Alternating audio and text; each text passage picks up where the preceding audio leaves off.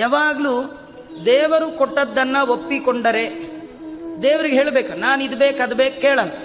ನೀ ಏನು ಕೊಡ್ತೀಯೋ ಕೊಡು, ನೀನು ಕೊಟ್ಟಿದ್ದನ್ನು ತಗೊಳ್ಬೇಕೇ ವಿನಃ ಬೇಕು ಅಂತ ಕೇಳುವ ಸಾಮರ್ಥ್ಯ ಯೋಗ್ಯತಾ ನನಗೇನಿದೆ? ನೀವು ಹುಷಾರಿಲ್ಲ ಅಂತ ಡಾಕ್ಟರ್ ಹತ್ರ ಹೋದಾಗ ಅವು ಏನು ಕೊಡ್ತಾರೋ ತೊಗೊಂಡು ಬರಬೇಕೇ ವಿನಃ ನೀವೇ ಏನೇನು ಬೇಕೋ ಕೇಳಲಿಕ್ಕಾಗತ್ತಾ? ಡಾಕ್ಟ್ರೇ ನಂಗೆ 3 ದಿವಸದಿಂದ ಜ್ವರ, 2 ಆ ಮಾತ್ರೆ 3 ಈ ಇಂಜೆಕ್ಷನ್ನು 2 ದಿವಸ ತೊಗೊಂಡು 3 ದಿವಸ ಬಿಟ್ಟು ಬರ್ತೀವಿ ಎಲ್ಲ ನೀವೇ ಹೇಳೋದಾದರೆ ಡಾಕ್ಟರ್ ಅಂತ ಯಾಕೆ ಕರಿಬೇಕು?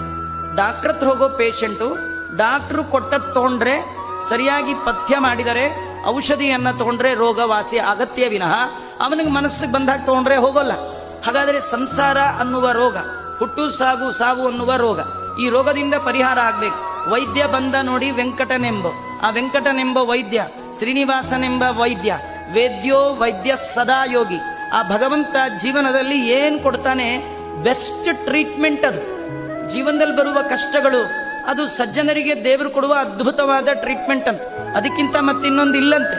ಯಸ್ಯಾನುಗ್ರಹ ಮಿಚ್ಛಾಮಿ ತಸ್ಯ ವಿತ್ತಂ ಹರಾಮ್ಯಹಂ. ಯಾರಿಗೆ ನಾನು ಹತ್ರ ಆಗಬೇಕು ಅಂತ ಅನ್ಕೊಳ್ತೀನಿ ಅವರು ನಂಬಿದ ಎಲ್ಲ ಸಕಲ ಸಂಪತ್ತನ್ನ ಮೊದಲು ಕಿತ್ಕೊಳ್ತೀನಿ. ಆಧ್ಯಾತ್ಮವಾಗಿ, ಆದಿ ಭೌತಿಕವಾಗಿ, ಆದಿ ದೈವಿಕವಾಗಿ ಅನೇಕ ತೊಂದರೆ ತಾಪತ್ರಯಗಳನ್ನ ಕೊಡ್ತೇನೆ. ಕೊಟ್ಟದ್ದನ್ನ ಯಾರು ಸಹಿಸ್ಕೊಳ್ತಾರೆ, ಕೊಟ್ಟದ್ದನ್ನೇ ಭಗವಂತನ ಪ್ರಸಾದ ಅಂತ ಸ್ವೀಕಾರ ಮಾಡ್ತಾನೆ, ಅವನನ್ನ ಗಟ್ಟಿಯಾಗಿ ಹಿಡಿದು ಮೇಲೆತ್ತುತ್ತೀನಿ. Download ShareChat.